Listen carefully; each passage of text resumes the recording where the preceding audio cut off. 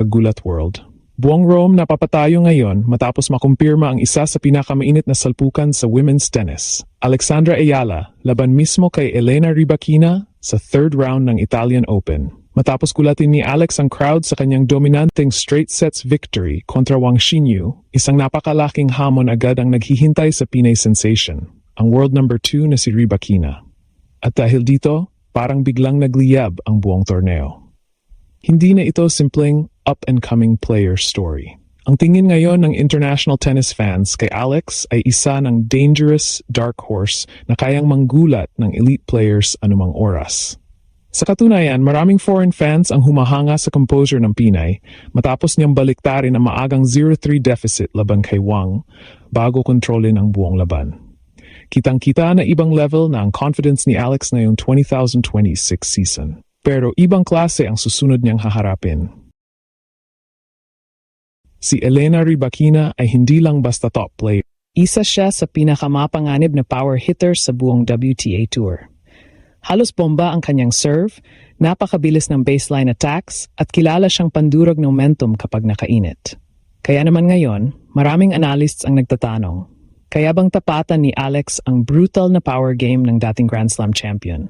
Pero habang marami ang nagdududa, mas lalong umiinit ang suporta kay Alex. Dahil sa bawat laban niya, parang mas lumalakas ang loob ng buong Pilipinas na mangarap. At ngayong confirmed na ang laban kontra world number 2, isang makasaysayang pagkakataon na naman ang nasa harapan ng Pinay tennis star. Parang pelikula ang takbo ngayon ng career ni Alex sa Rome. Sa bawat araw na lumilipas sa Italian Open, mas lalo niyang pinapatunayan na hindi siya basta filler player lang sa main draw. At matapos niyang dominahin si Wang Xinyu para makapasok sa third round, isang napakalaking pangalan agad ang kasunod, si Elena Rybakina mismo. At dito nagsisimula ang tunay na gulat ng buong tennis world. Dahil habang karamihan noon ay iniisip na experience lamang ang habol ni Alex sa Rome, ngayon biglang nagbago ang narrative. Hindi na development story ito. Bigla itong naging giant killer storyline. Isang batang Pinay laban sa isa sa pinakamalalakas na babae sa planeta. Nakakabilib pa rito, hindi naging madali ang simula ni Alex kontra Wang Xinyu. Maaga siyang naiwan sa opening set habang agresibo ang Chinese star sa baseline exchanges. Umabot pa sa 0-3 ang score at parang kontrolado ni Wang ang momentum. Pero doon nakita ang maturity ni Alex na ikinagugulat ngayon ng maraming international observers. Imbes na matataranta, naging mas disiplinado siya, mas naging malalim ang returns niya, mas naging matiyaga sa rallies, at higit sa lahat, naging matapang siya sa critical points. Unti-unting bumagsak ang kumpiyansa ni Wang. Habang si Alex naman ay parang lalong lumalakas kada game, hanggang sa tuluyang bumaliktad ang momentum ng laban at nasungkit ng Pinay ang straight sets victory. At ngayon, ibang klase na ang hamon. Si Elena Rybakina ay isa sa pinakakinatatakutang player sa buong WTA Tour. Kapag pumalo siya ng first serve, parang missile na halos imposible may balik. Bukod pa ron, napakalamig niya maglaro under pressure. Hindi siya yung player na madaling matinag ng crowd o momentum swings. Kaya naman para sa maraming eksperto, ito ang pinakamabigat na test ni Alex sa season. Pero may dahilan kung bakit hindi natatakot ang maraming Pilipino ngayon. Dahil nakita na nila kung paano lumaban si Alex sa world-class competition. Hindi na siya yung teenager na basta umaasa sa talento. Mas matatag na ang movement niya. Mas mabilis ang decision-making. At higit sa lahat, mas ramdam ngayon ang confidence niya laban sa malalaking pangalan.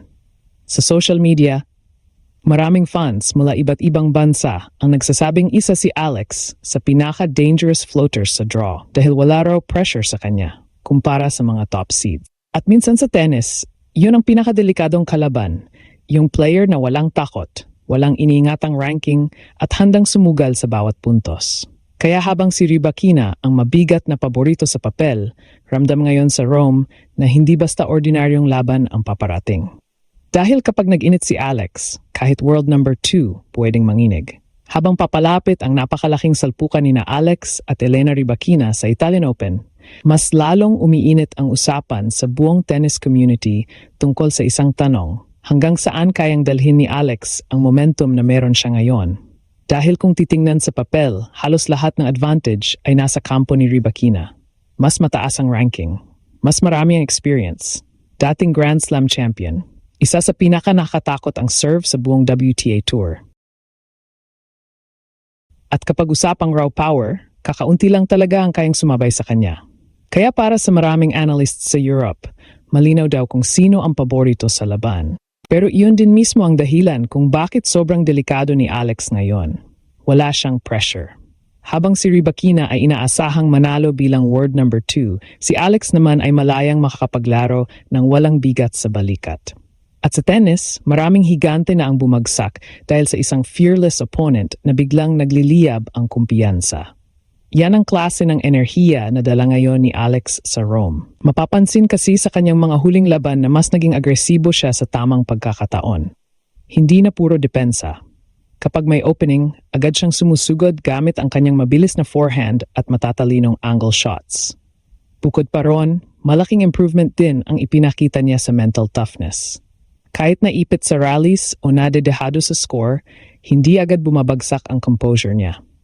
At yun mismo ang kakailanganin niya laban kay Rybakina. Dahil kapag hinayaan mong magdikta ng tempo ang world number 2, para kang nilalamon ng dahan-dahan sa court. Isang malakas na serve, isang mabilis na return, tapos biglang tapos na ang punto. Ganun kabilis at kabagsik ang laro ni Elena kapag naka-rhythm. Pero may isang bagay na pwedeng maging sandata ni Alex dito. Ang kanyang movement at variety. Hindi katulad ng ibang players na nakikipagsabayan lang sa power game ni Rybakina. Si Alex ay may kakayahang guluhin ang rhythm ng kalaban gamit ang pagbabago ng pace, angles, at shot selection. Kapag napilit niyang gumalaw ng gumalaw si Rybakina sa clay court, posibleng mabawasan ang pagiging komportable nito sa baseline exchanges. At huwag kalimutan, clay court ito. Mas mabagal ang surface kumpara sa hard court. Ibig sabihin mas maraming pagkakataon si Alex na habulin ang bola at pahabain ang rallies.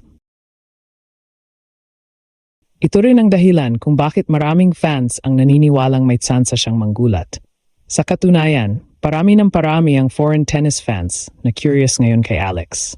Maraming posts online ang pumupuri sa kanyang calm attitude at fearless style. Ang iba pa nga, tinatawag siyang isa sa most dangerous rising players sa draw dahil hindi raw siya natitinag sa malalaking pangalan. At habang tumatagal ang torneo, mas lumalaki ang pressure kay Rybakina. Dahil isipin mo yon, kapag natalo ng isang unseeded young Filipina ang world number 2 sa isa sa pinakamalalaking clay tournament sa mundo, siguradong yayanig ang buong WTA landscape. Hindi lang iyon simpleng upset. Posibleng iyon ang maging official global arrival ni Alex bilang bagong malaking banta sa women's tennis. At ngayon, buong Rome naghihintay kung mangyayari nga ba ang pinakamalaking gulat ng torneo.